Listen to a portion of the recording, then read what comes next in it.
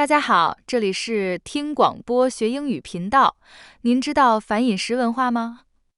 今天的话题是反饮食文化被利用了。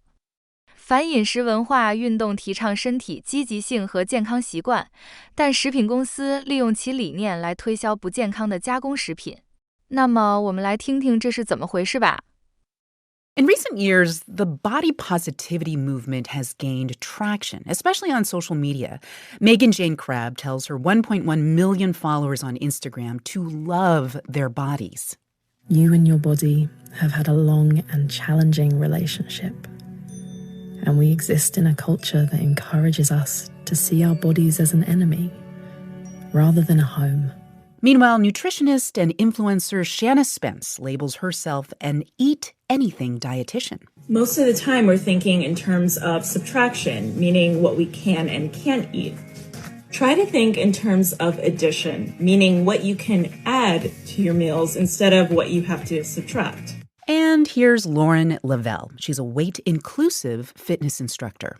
I didn't become a fitness instructor to convince people that they were broken. And so much of the wellness industry is convincing people that they're broken.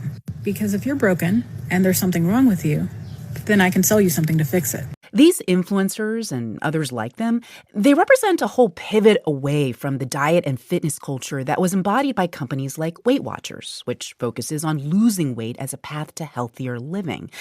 Today, there is a broad anti-diet movement that posits that bodies can be healthy at any size.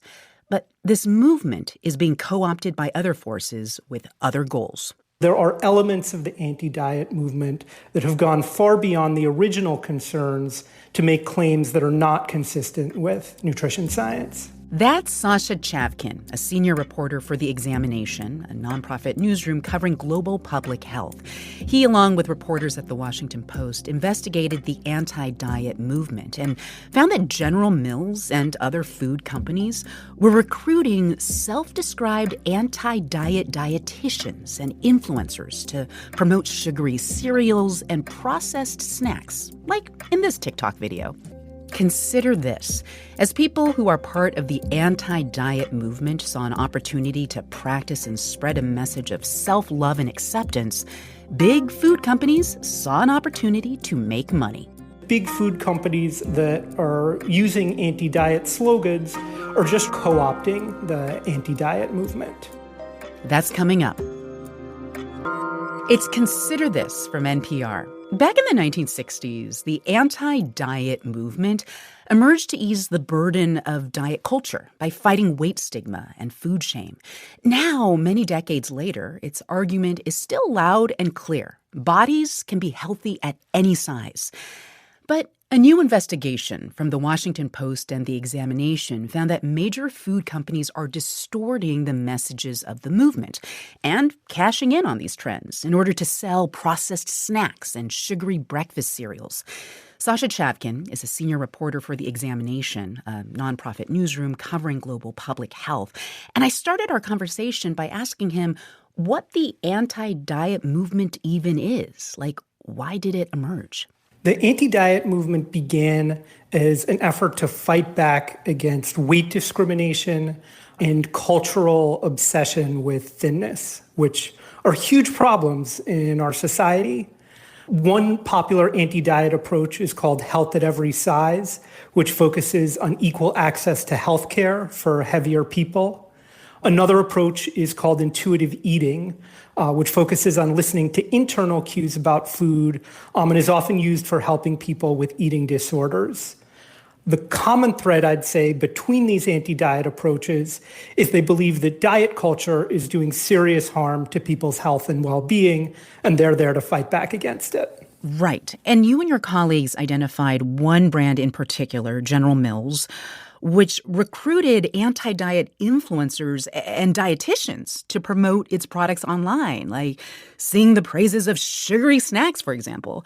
And to be clear, General Mills is not the only food company that does this, right? That's right.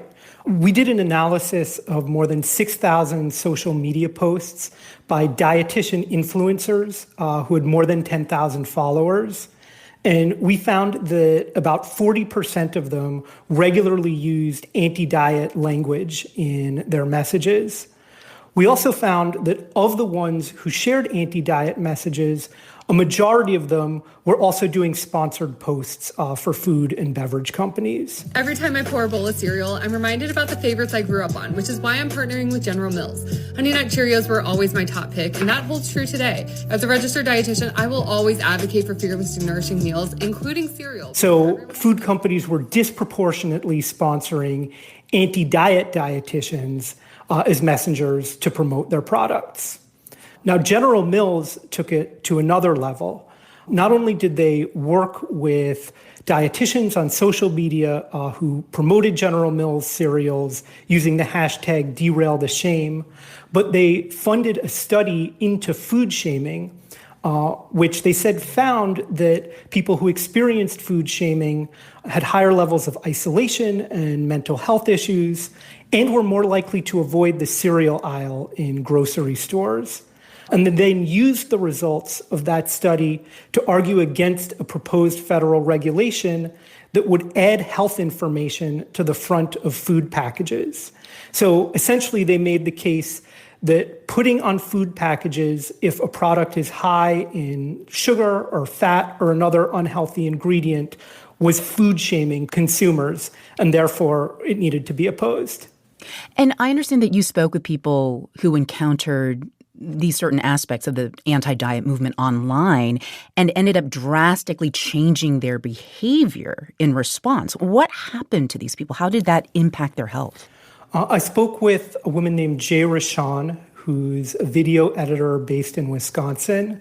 And she had struggled with weight loss diets for years. They left her feeling hungry and really were driving her crazy. And she then encountered these YouTube influencers promoting anti-diet approaches who said that the worst thing she could be doing was restricting foods, and she needed to stop avoiding the foods that she had been staying away from. And as a result of taking this advice, she gained 50 pounds in a period of 2 months. Eventually, when her weight got up close to 300 pounds, she started to really worry about her health. And she's now out of the anti-diet movement and is sharing her story because she wants other people to avoid going down the same path. Mm-hmm. What has General Mills said about all this, about allegations that it and other companies have co-opted the anti-diet movement for profit? General Mills sent a statement saying that it complies with federal regulations and that it provides accurate information based on science to the public. They didn't answer our more detailed questions about their connections with the anti-diet movement or what they believe about some of the movement's claims about health and obesity. What I will add to that is that some of the leaders of the anti-diet movement are not okay with what General Mills is doing. For example, Elise Resch, who's one of the co-founders of Intuitive Eating, told us that big food companies that are using anti-diet slogans are just trying to make more money, and they're co-opting the anti-diet movement. Where then does all of this ultimately leave the anti-diet movement as a whole and all of its messaging against body shaming and being afraid of food? Well, the anti-diet movement is a legitimate movement with real popularity, particularly among younger audiences. Mm-hmm. And fighting food shaming and weight discrimination and lack of access to health care are valid concerns. What I think the problem is that many anti-diet influencers have gone further and are making claims that are not backed by nutrition science. Some say that the health risks of obesity are overblown, or some even make the claim that diseases like diabetes and heart disease are caused by weight shaming and dieting rather than by excess weight itself. So there are elements of the anti-diet movement that have gone far beyond the original concerns to make claims that are not consistent with nutrition science. Sasha Chavkin is a senior reporter for The Examination, a nonprofit newsroom covering global public health. Thanks so much for your reporting. Thank you, Elsa.